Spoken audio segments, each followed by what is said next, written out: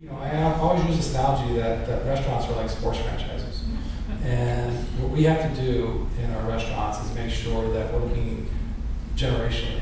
We're looking at that next generation, the second generation, the third generation back, so we can start to identify those stars and make sure that we're mentoring and training them. Part of the mentoring. Right. Now, if they leave our restaurant, that's fine. I mean, they go out and they increase the quality of the industry, because at the end of the day, our overriding goal is to elevate the industry, right? I mean, we're all in our kitchens, we're all in our restaurants, we're all working really hard to make our restaurants work and to become something.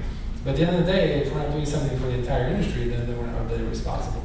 So really training and mentoring the individuals so that they can either become the next Corey Lees, or they go out and open their own, or they go out and not open their own restaurants, but they go out and increase the quality of the industry.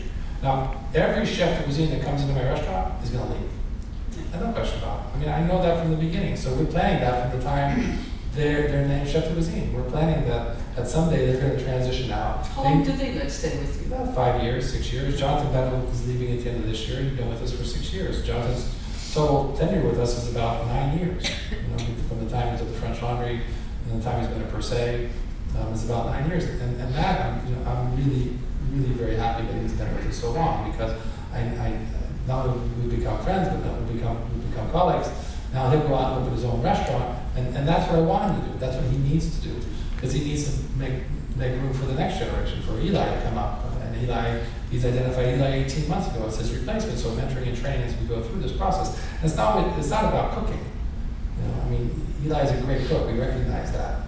So what does he have to learn? He's learn how to be a leader, and that's really a hard thing.